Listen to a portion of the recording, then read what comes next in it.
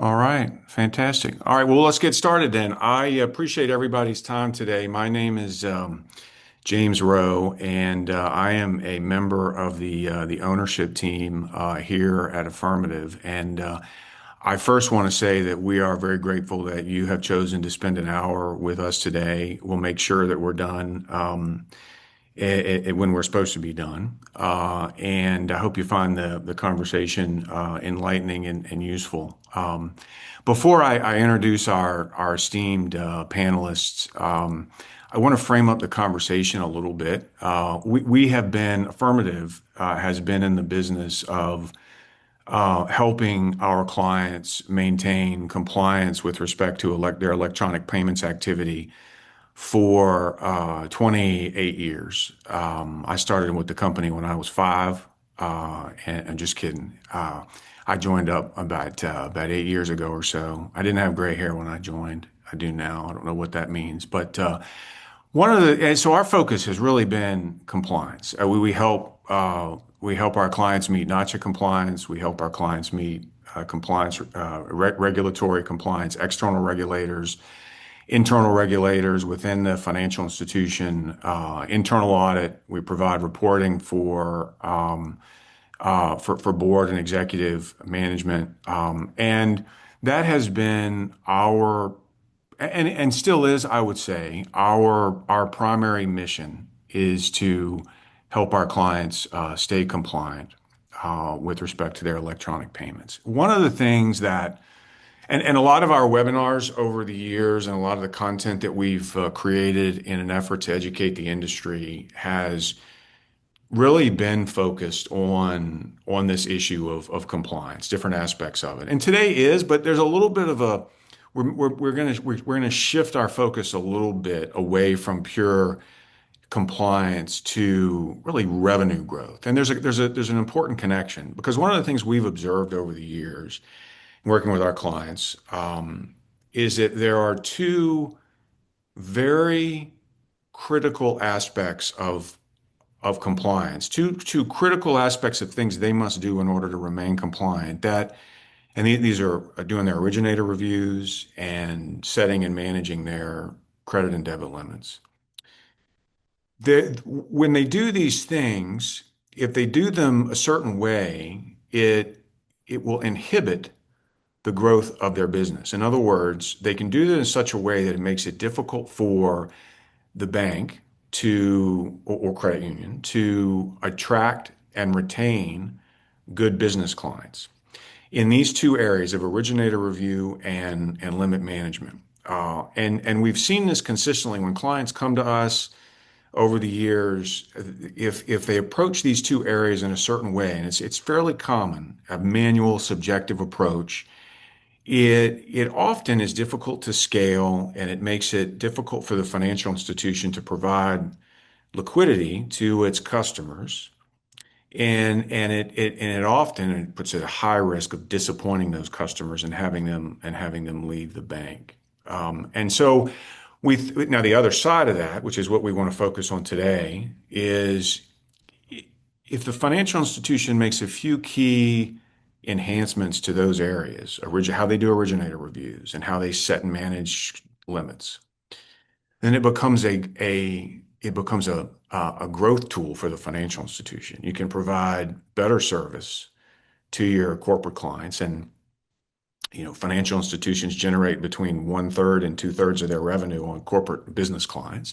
And a key aspect of that revenue generation is the relationship with Treasury Services. A business picks a bank because it provides liquidity, it processes its payments, it's efficient about that, it gives it room to grow. And then all these other relationships within the bank flow from that. Lending activity, investment management, investment banking, these other revenue generating activities usually flow from the core of a Treasury Services relationship between a financial institution and its client. And if a Treasury Services group becomes more efficient and smarter about doing originator reviews and setting and managing limits for its clients, then it has the opportunity to accelerate growth, bring more clients into the bank, and reduce attrition, keeping clients happy and keeping them in the bank. And so that really today is the focus of our conversation. There's still a compliance focused around these key needs, but then we want to talk a little bit about how certain approaches can inhibit growth, and then modifying those approaches a little bit can really accelerate growth from the financial institution. And we speak from the benefit of having served, our clients nationwide, all sizes of financial institutions for the last quarter century. So that's the purpose of today's discussion. I want to introduce our panelists. Elizabeth Lytle is our marketing guru. She's actually running this. In fact, she's really driving me. I'm her puppet today in this escapade. So she's keeping us on track, and she's going to police us and make sure we stay on time and we get everything done that we need to get done. I want to introduce our other two participants today, our expert panelists. I'm going to first introduce Amy Morris. Amy probably doesn't need an introduction for just about everybody. I saw a list of who's dialed in today as a number of our existing clients and a number of prospective clients and others across the industry that just want this opportunity for education. I bet everybody knows Amy, but for those of you who may not, Amy is a senior director of ACH network administration for Nacha. And by the way, you have with the exception of Elizabeth, you have an all Florida crew today. I'm in our world headquarters, Affirmative's world headquarters in Tampa. Amy's over in beautiful sunny Miami, Florida.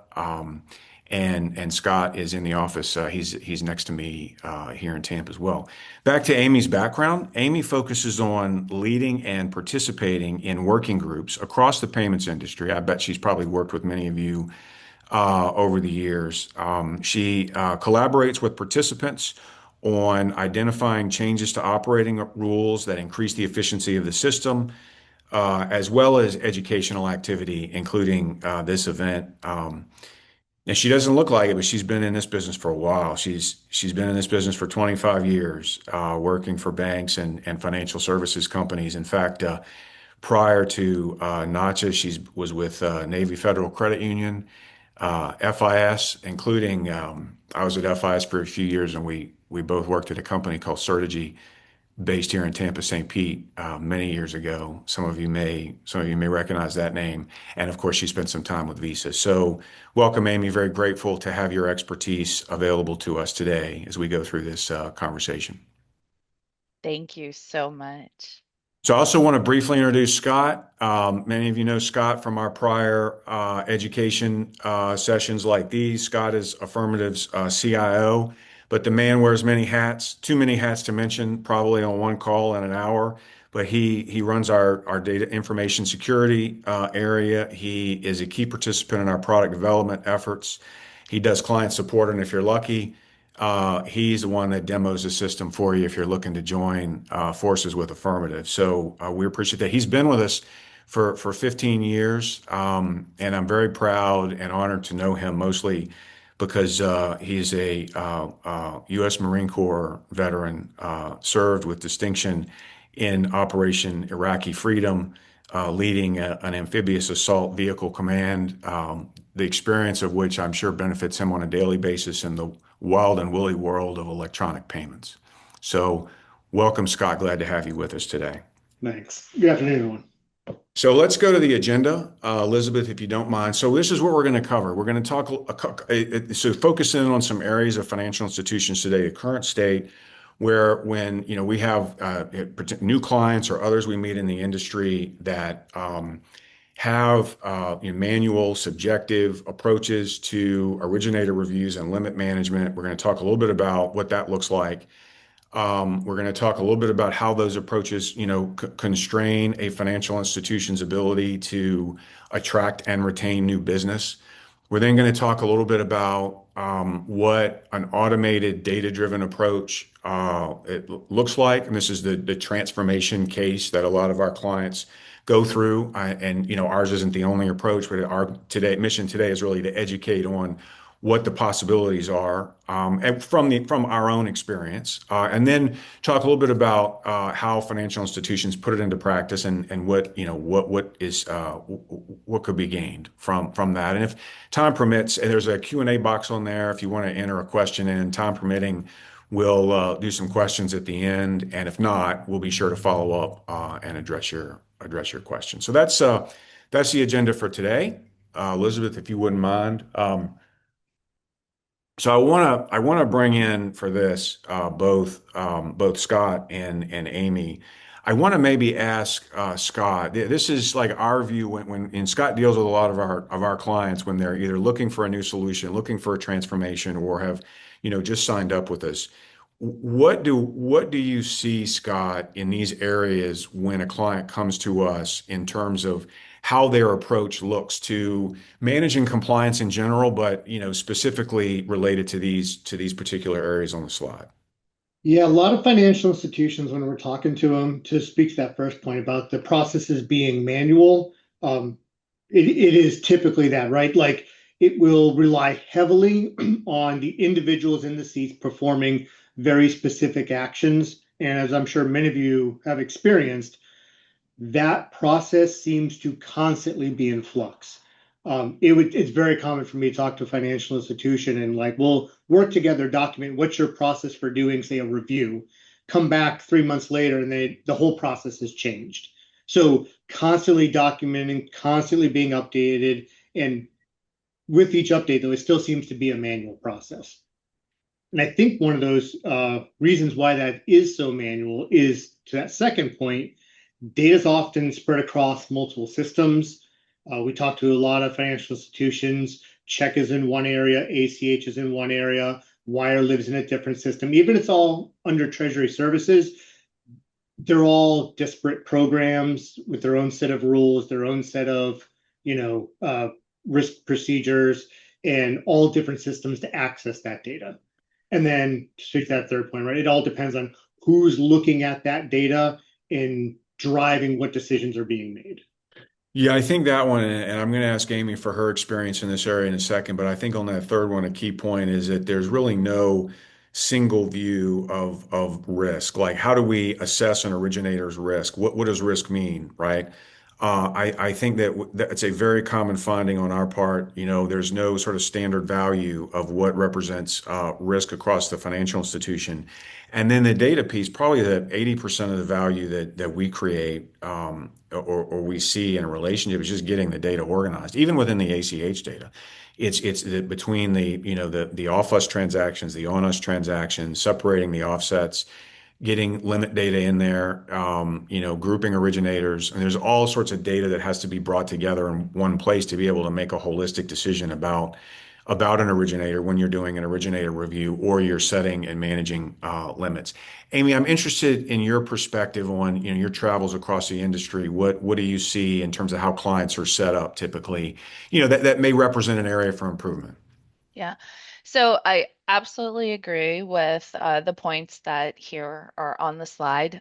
One other, little known secret about my past lives is I have been a consultant, I have been an auditor as well. And so when you're talking about largely manual processes and data being siloed, I fully agree with that. Coming into an organization and trying to review their holistic payment space can certainly be a challenge with some financial institutions. And to the point where, bringing it forward several years now, talking about Nacha and what's going on currently, when we started our most recent risk management um, sort of updates to the rules. They started at the end of 2022. We literally just implemented the last phase yesterday. But that was a key component was the communication, and I think communication between different financial institutions is key.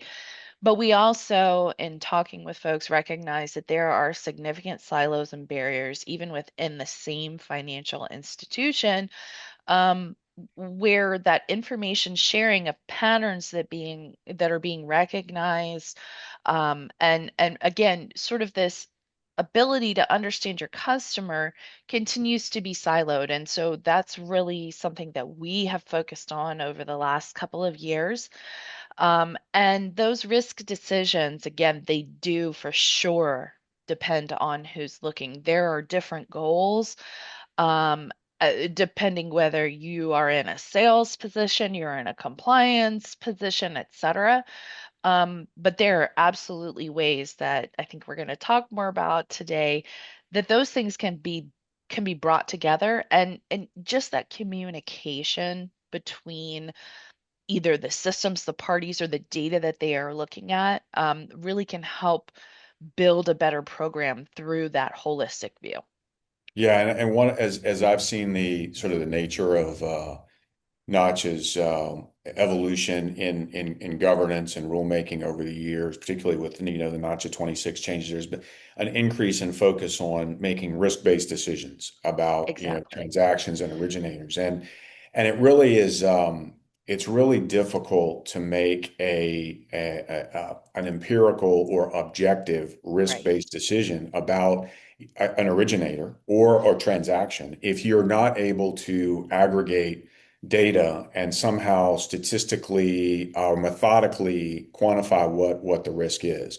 If you can't get access to the data, it's completely subjective. And to preface, I guess, and maybe Elizabeth, let's go to the next slide. A lot of the clients when they come to us, oh, well, actually, before we do that, this is where Elizabeth keeps me in good order because Mhm. she just reminded me that we have a poll about current practices before we dig into some of that. Let's do our poll question, Elizabeth. Can you pull it up on the screen? Okay, so Yeah. the first question, how many originators do you currently have?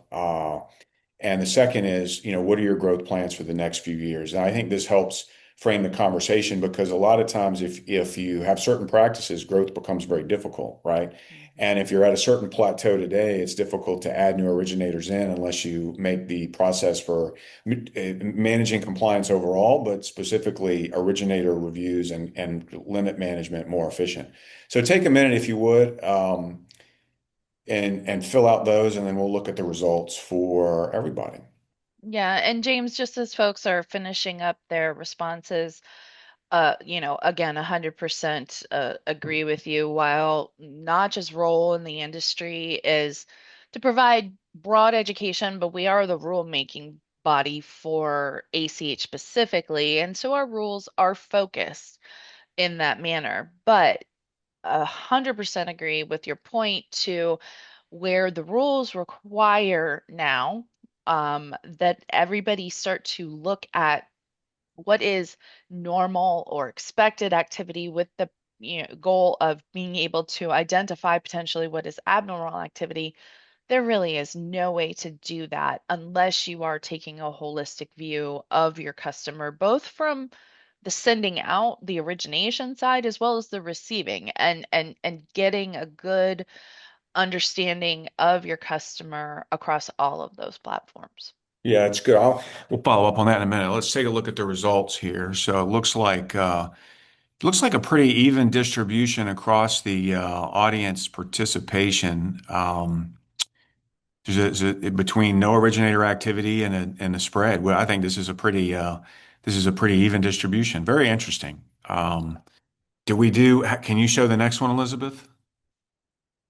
Let's see. I think they're all three just on the one. If we scroll Oh, we down. scroll down. Gotcha. Okay. Uh-huh. What are your growth plans for the next 3 years? It seems like I'd say a relatively modest. There's a relatively modest profile of growth goals here, 0 to 10% over the next year or so, with a few above that. And I guess a question would be, are your current processes set up to support that growth? Or basically, if you add 20%, 10 to 20% over the next couple of years, do you have to staff up in a commensurate way or add other operating expense similar to that? And then what is the biggest growth challenge? Oh, sorry, I missed that question earlier. Um, it looks like a pretty even distribution between all. Just the bandwidth to review wins by a little bit. Internal resistance to accept more originators due to risk. That's a very interesting response there.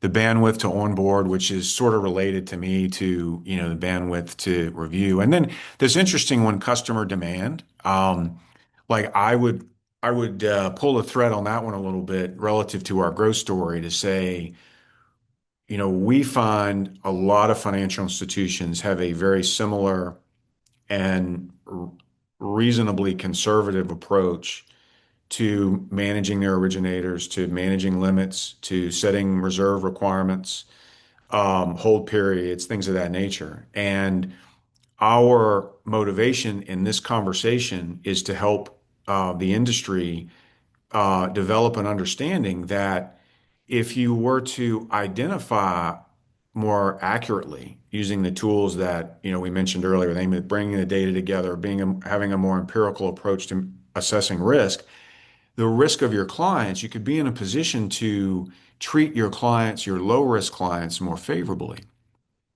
while focusing in on your high risk clients to make sure you're protecting the financial institution by giving them more limits that are more consistent with their growth potential, reducing the number of exceptions that they have to get when they process payments, reducing their hold periods, or reserve requirements, not requiring pre-funding. There are things that a financial institution can do for their low risk clients that will facilitate the attractiveness of the financial institution, and that goes directly to customer demand. In other words, you become more competitive. You make your Treasury Services group within your financial institution a weapon for growth rather than just an important weapon for stability, security, and compliance. You can actually become attractive to new business clients by evolving how you approach these things. So, very interesting questions, very interesting responses. Should I close this out, Elizabeth? Okay, you got it covered.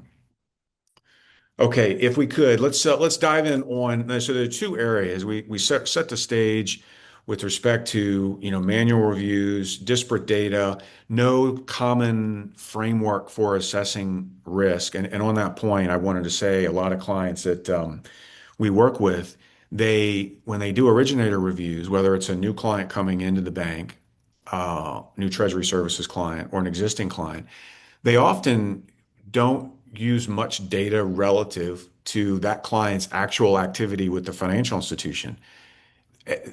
They tend to use proxy information, things like updated financial statements or sending a questionnaire to the client themselves to answer, are you keeping authorizations for your debit transactions, things of that nature that aren't really related to the risk that client poses to the financial institution. And one of the reasons they do that is that they have a hard time marshaling that data together in one place and developing an empirical common approach. So one of the things we've done over the years is develop an originator risk score, like a FICO score for originator risk, based on actual originator activity that helps our clients understand whether their originators are high, medium, or low risk at any given time. That allows them to tailor their approach. We'll dive more into that, but let's talk about current approach with respect to inefficient or originator reviews today. Scott, would you mind talking us through what you see when, typically we first meet with a client or someone in the industry that's looking to, get to a better place? How do they approach their originator reviews, and what are some of the limitations associated with that?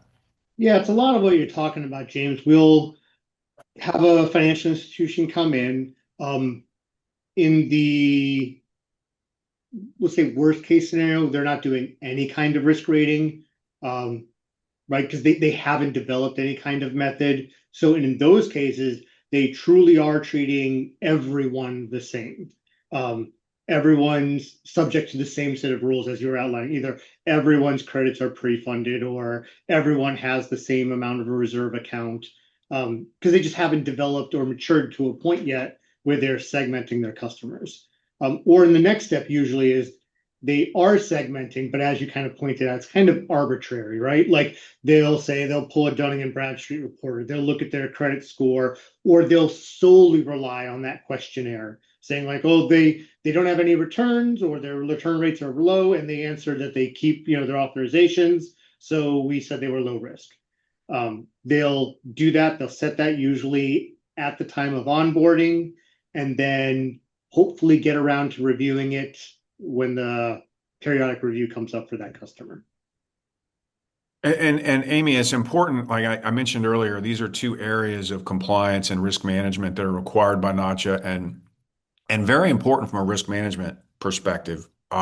Can you speak to the requirements for originator reviews? What does NACHA expect?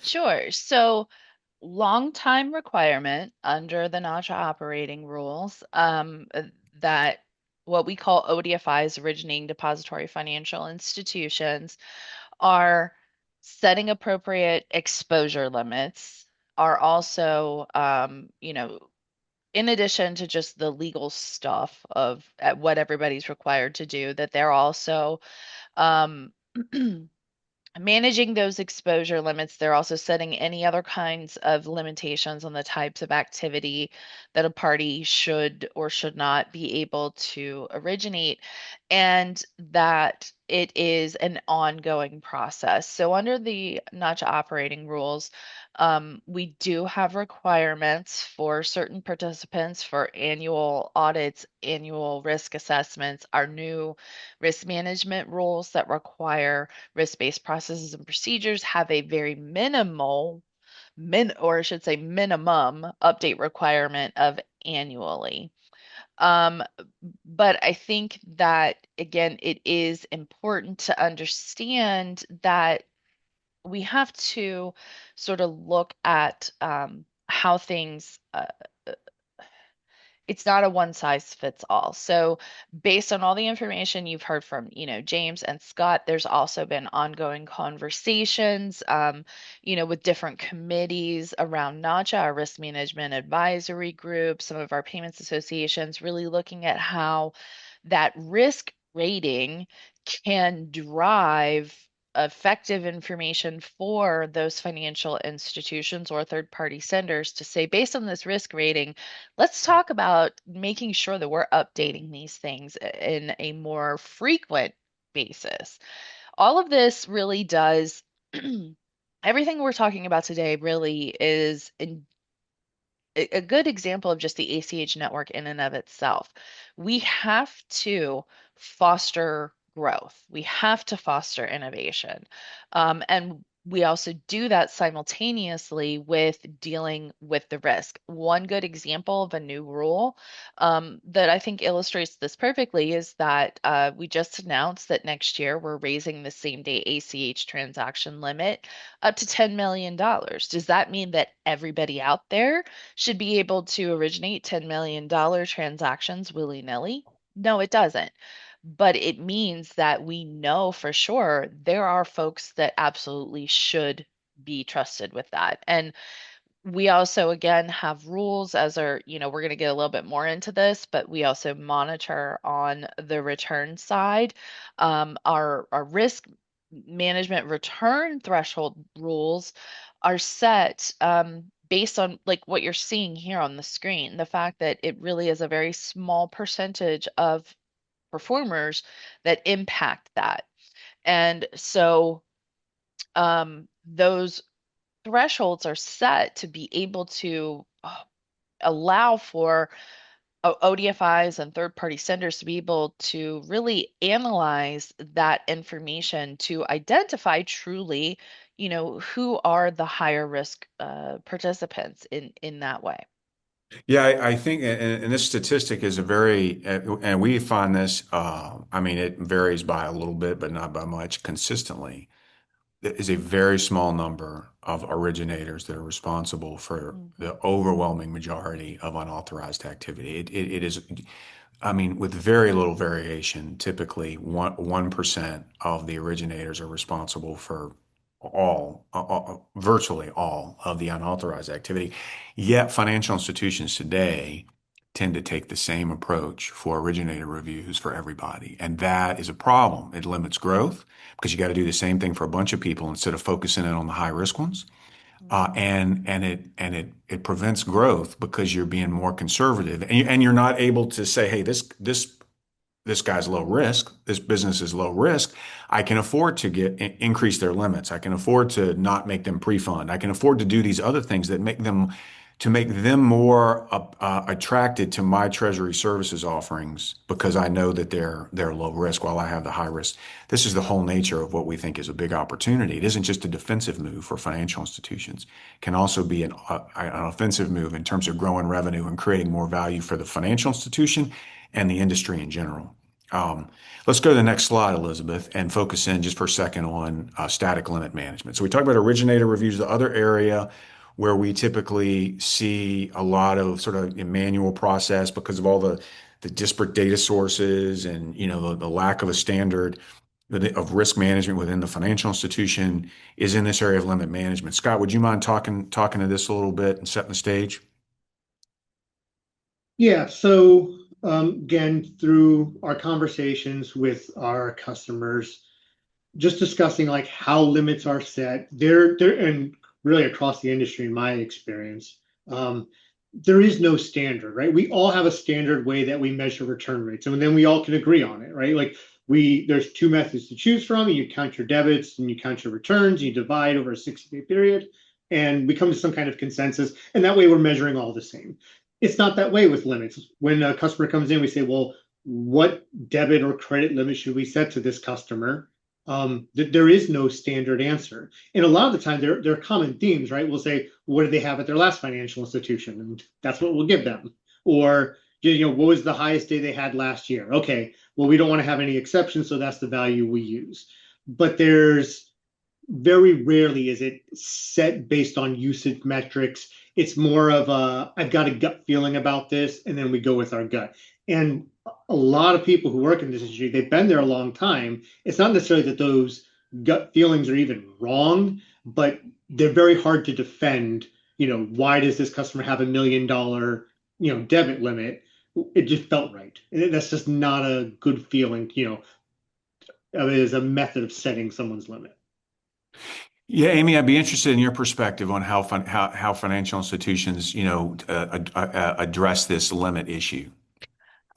Honestly, I agree very much with, sort of what Scott has been saying. It seems that not everybody, but it does seem a lot of people do kind of go with that gut feeling. And I think that sometimes that actually can end up creating extra work for that financial institution. So when you don't have the capability to bring in all of the data and just have this experience where you can look at things holistically, you can look also, share that information across your organization.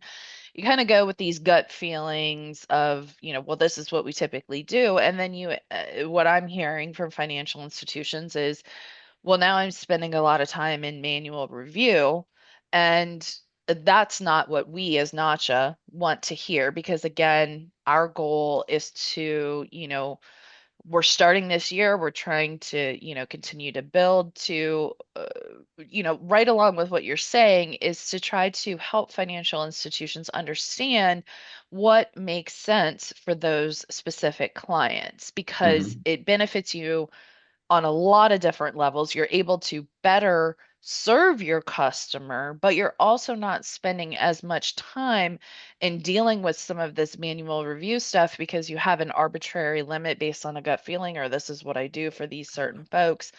Um, Taking the time to, whether it's getting old, statements from clients getting, or access into that data, like really taking the time to build that understanding is a little more significant up front, but it helps you on the back end because that's where I'm hearing some of Yeah.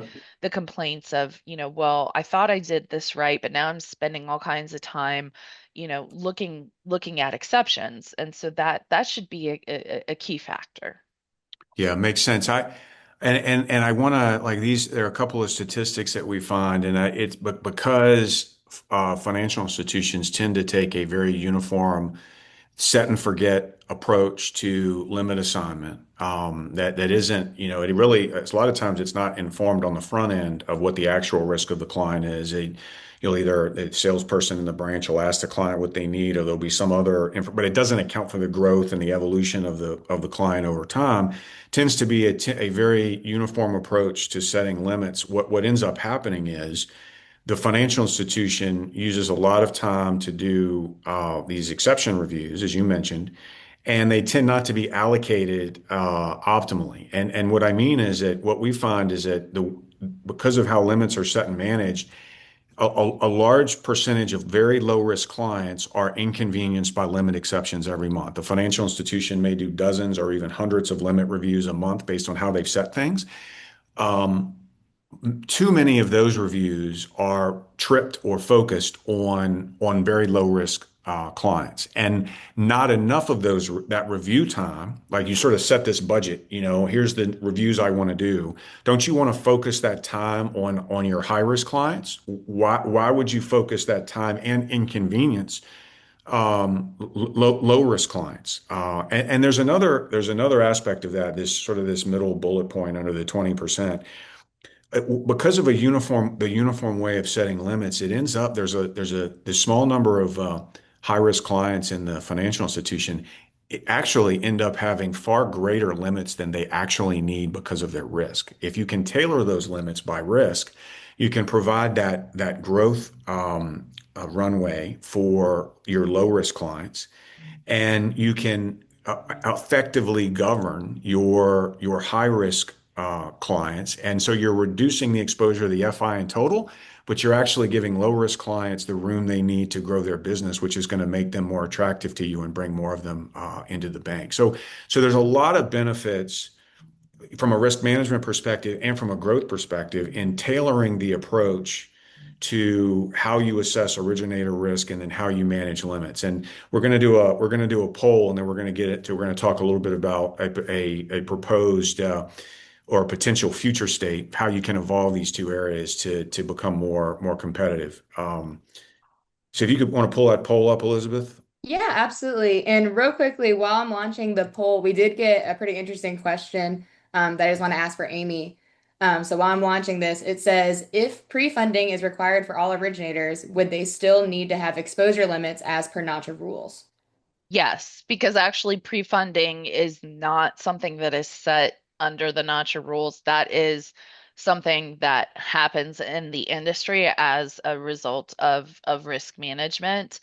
But our rules specifically do call out exposure limits because the way our rules are set is that we are directly dealing with the financial institutions. So an ODFI, again, the originating depository financial institution, the one that's putting the transaction into the network, holds all the warranties and liabilities for that transaction. And so we do give a little bit of leeway, to that ODFI in terms of how they are managing their risk. And so we don't dictate any kind of pre-funding. It's not mentioned in our rules. That is just a tool that ODFIs do set for their own risk exposure. And it is separate than exposure limits. I think we still need to deal with exposure limits because even though it's very rare,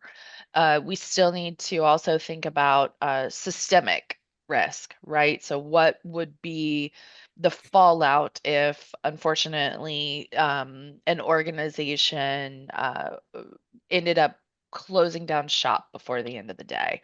And so those are still things that we do need to think about. But I just also want to mention, that I think where we can bring in the information that helps us understand our clients more. It can help us also sort of offset some of that time that perhaps we're spending on looking at bumping up against these exposure limits. Am I dealing with the pre-funding correctly, et cetera, to have a little bit more communication, even with our customers, to understand their business better and also understand any changes, expansions, consolidations, acquisitions, new products, expansions into new markets, et cetera. And all of those things then can also be great pieces of information that help us to determine that risk score and look at those exposure limits and pre-funding requirements. Great. Thank you, Amy. Very good. And while everyone's completing the poll, I mean, one of there's different ways to do it that can be empirically, based and methodical. One of the approaches we've taken with respect to originator risk assessment is that we see all the transactions that come through the system. We see which ones are returned and why they're returned, so we can track unauthorized, and we create a set of summary attributes similar to what you'd find in a credit bureau that describe originator level activity. And then we use that to model the likelihood that an originator is going to have unauthorized activity. And that is how we end up with the originator risk score. It's an example of how and there's different ways to do it. But that's an example of how we pull this transaction data across the industry and aggregate it in a way that benefits our clients. And that we see this critical mass of, over, I think it's $1.5 trillion in ACH activity that we're able to use for the benefit, of all of our clients. And so there's different ways to develop that empirical assessment that's actually based on the originator's prior performance. This is just one example.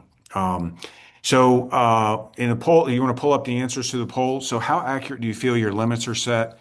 Everybody, about half, they got just right on there. That's fantastic. Congratulations to the half of you that have them set just right. And it's a roughly even distribution, I guess, between a little bit think they have them too high. I would say, Scott, would you agree that typically we see, based on actual utilization, financial institutions on average tend to set their limits a little bit higher than they need to?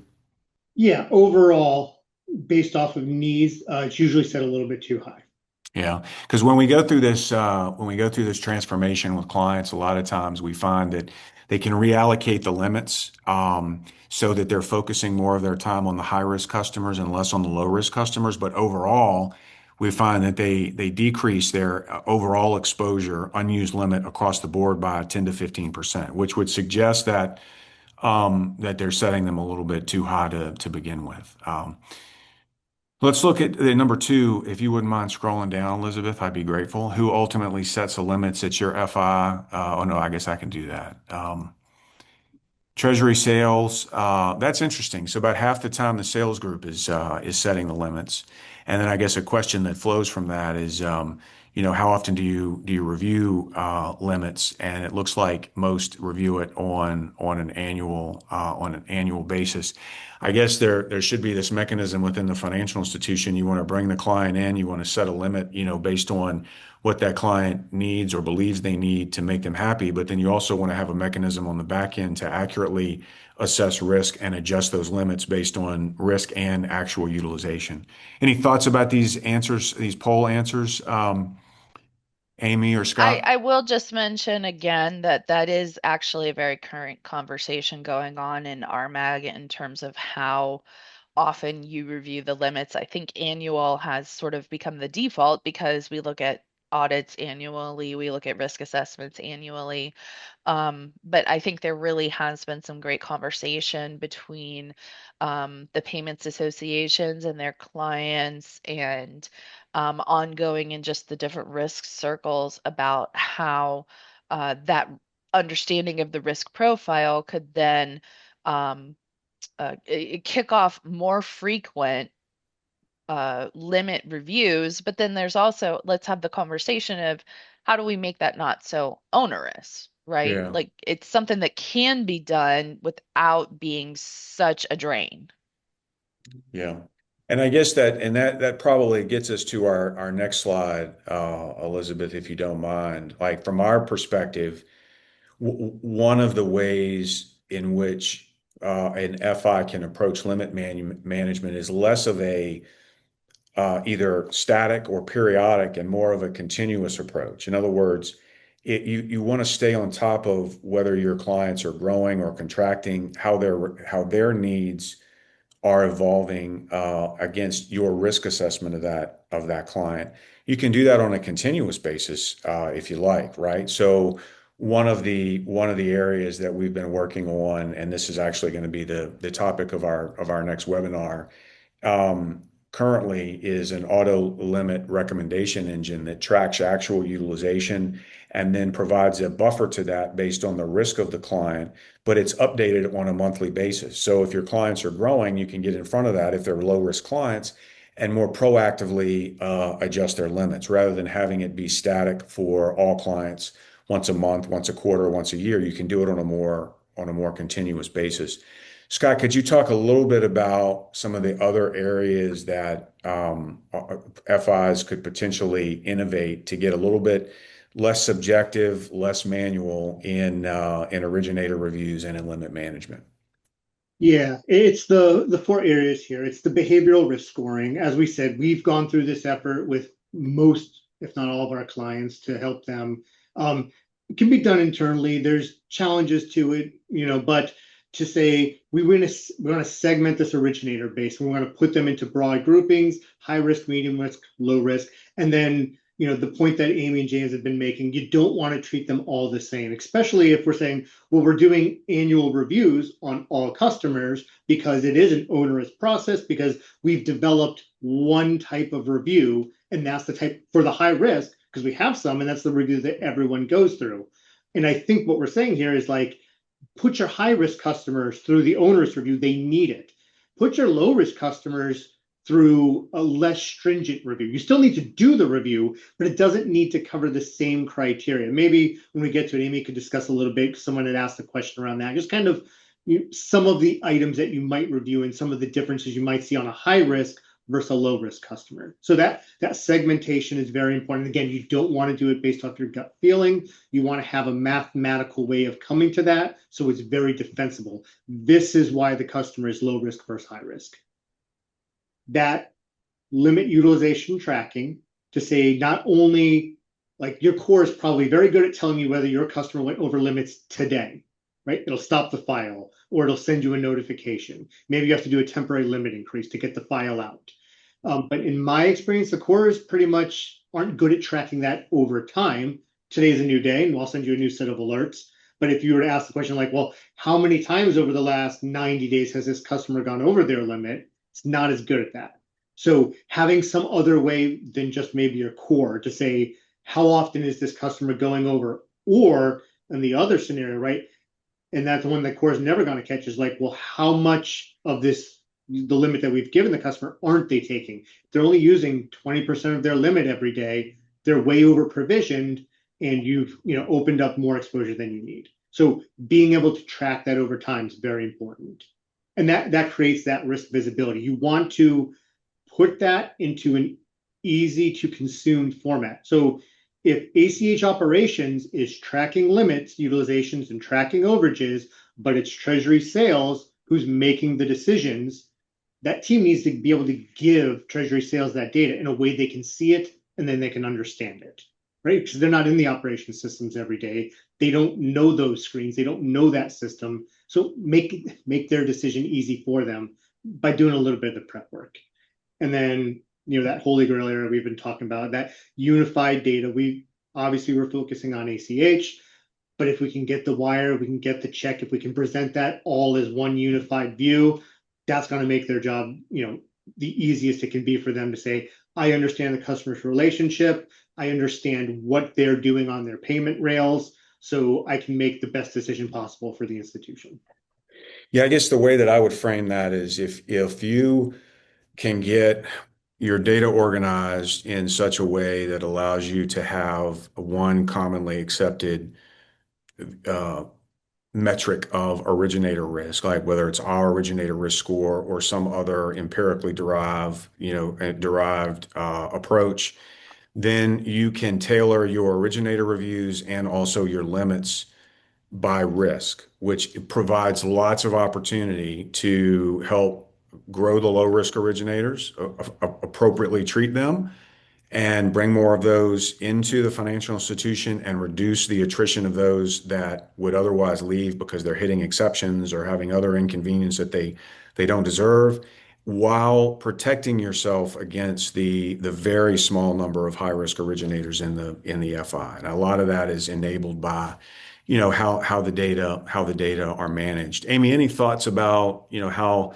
in the industry, clients or others you've seen, make this transformation or are doing it? I honestly, I was at Capital One back in the 90s when the credit card revolution was occurring, when these companies were moving from very subjective approaches to assessing risk and making offers of credit cards to a more data-driven approach. And in many ways, I feel like where we are with Treasury Services today is like in the midst of that data-driven revolution, really, to getting to a more empirical, risk-based approach. What are your thoughts on where we are in that general evolution in the industry? I would agree with you. I think we are kind of in that middle space. We've definitely seen, especially on the B2B side, a lot of a newer shift in the last 6 or so years, to to move a whole portfolio over into electronic processing.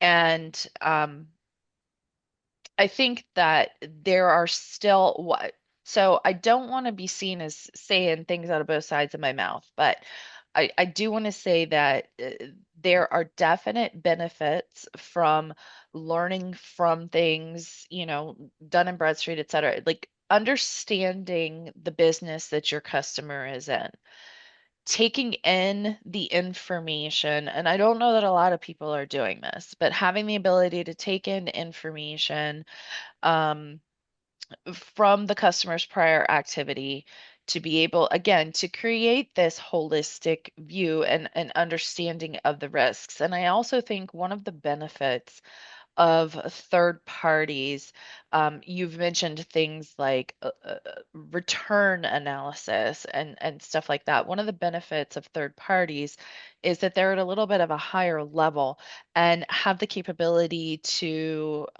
while they're not looking at, you know, data straight out of, the network, they're looking at data that their customers have shared, and they can draw the different patterns, that help inform some of this analysis, and again can help you to try to determine what makes sense for your customer. And I think if you can take those benefits that aggregation gives you in learning about industries and mix it with the actual capability to monitor your customers' true needs and your true activity, then I think that's where you're winning. Yeah, makes sense. My analogy is a credit bureau like type of analogy where Yes. there's a firm like ours that aggregates all this data and standardizes it. We don't share it with others, but we use it for understanding the relationship between characteristics an originator might have and their likelihood of having unauthorized. And so we can see that at a much broader level and Right. scale and model for it. There's a reason Fair Isaac built a FICO score off the bureau data and not a given bank's data, right? Because Right. it's a broader view of what's going on in the industry. So I think that there's a lot of similarity there. In the interest of time, go ahead. I was just going to mention also, Scott, I know you said something about, there was a question about some things to look at. I would also say it is important to really know your customer and ask the questions on what they're doing. So not only taking it in that data, but whether it's directly from them or through your third party, to understand sort of their return history. Also, look at their actual processes. Look at their agreements between themselves and their vendors. Look at their ACH authorizations. Do they seem to really understand what they're doing, or are there things that send up red flags that could be suspect? And so I think that's also a little bit of a rubber meets the road kind of tactical thing. But in addition to the data that you get, it is still important to, follow up and understand the actual practices of your customer. Yeah, it's a good point. One of the things that we see with our clients, you made me think of they have these processes today that might not be data driven on their own history. They may have, questionnaires or information from their clients or DNB reports or other information from other areas of the bank, and they've used that to perform an originator review process. And our recommendation to them is don't throw that out at once, right? Let's work in actual data from what you're trying to predict, all right? From their own returns activity, their own whole a risk assessment, and just make sure you're reviewing the high risk ones. All right. I mean, like, let's make sure first you're focusing your reviews on them, even if you're also using this other information. You don't need to make a wholesale change. In financial institutions, use baby steps to get better. And that really is super valuable, right? Sort of incremental day-to-day improvement. And with limit management, you don't need to just flush your old approach to doing limits. If you want to move to a new data-driven approach to do that, you can are the high risk clients, are they limited properly? I mean, it's a matter of where you focus your energies, and you don't need to make wholesale change. And it's often hard to get that approved in a financial institution at once. You want to make incremental changes. We find our clients have much more luck in getting things approved internally by following that approach. Yeah. So we've only got a few minutes left. Why don't we let's cover this slide. I think this is like, and then we'll do we'll do the last slide, the takeaways, Elizabeth, and then we'll call it a day. But like these are some areas that it just get better, right? If you take a more data-driven approach and do the things that we've talked about through this presentation, you move from a subjective and backward-looking approach to a more predictive, forward-looking approach. You move from infrequent, laborious reviews that you might not get to everybody every year. You have to find a way to pick them. It becomes more continuous, triggered by actual activity and actual risk, and more automated. With respect to limit management, it moves from being reactive, slow, restrictive for low risk customers, overly permissive for high risk customers, and generally not based on actual client risk, to a more proactive, continuous optimization approach to limit management. Data gets much easier to access and view. And then with respect to operational effort, you're able to double or triple the number of originators without having to double or triple the organizational structure, which has an enormous benefit. And one of the things we see with the clients that go through this transformation with us is that, their average growth in active originators, that they'll grow 20, 30+% within 2 years of their transformation without having to fundamentally reorganize their organizational structure to accommodate that. So adding in that efficiency really does benefit. And then there's a couple other slides we'll go through very quickly, Elizabeth, if you don't mind. Two areas of focus: stay compliant, grow revenue. We talked about that coming in, so we won't spend any more time on that. Let's go to the takeaway slide and then wrap it up. We have a few questions in the queue. We'll make sure that we get answers to those to you. A couple of them require Amy's expertise, so we'll have her answer those and get them over to you ASAP. What to take away from today? Three main points. Manual processes limit what your treasury program can do. A very small number of originators are responsible for the vast majority of unauthorized activity, so leverage that fact in how you manage originator risk and how you manage limits. And you can have a proactive program. If you put a proactive risk management program in place with respect to originator management and limit management, you can really support growth and drive growth within the financial institution. I think Treasury Services can be more of an engine of growth within a financial institution that it has historically been if it is more proactive and risk driven with respect to how it treats its clients. And on that, let's go to the last. I think we have let's do this, just this last slide, Elizabeth. We won't do our last poll. I don't think we have time for it. I don't want to inconvenience our audience. If you want to learn more, you got 3 QR codes. How do you compare with what we're doing today? If you want to learn more, and then if you want to get a sneak preview of our next webinar, which is going to be focused on our audit, it's going to be a deep dive on automated limit management. Then you can do that QR code, and it'll take you wherever QR codes take you to sign up for that. But we're real excited. We're real excited on that piece. In closing, I want to thank our panelists. I want to thank especially Amy for your time today and your expertise. We have a couple of audience questions that Elizabeth's going to get over to you and get answered and send their way. And thank you again. We hope you stay cool over in Miami, and we hope you participate with us on our next session. Absolutely. Thank you all so much. Thank you for having me. Thank you all for joining us. It's really been a pleasure. And Scott, thank you as always for your time today. And Elizabeth, sorry I rushed us at the end. I want to make sure everybody is able to get back to their other tasks at the bottom of the hour. But thanks for facilitating today and putting everything together. And with that, we'll sign off and wish everybody a great afternoon.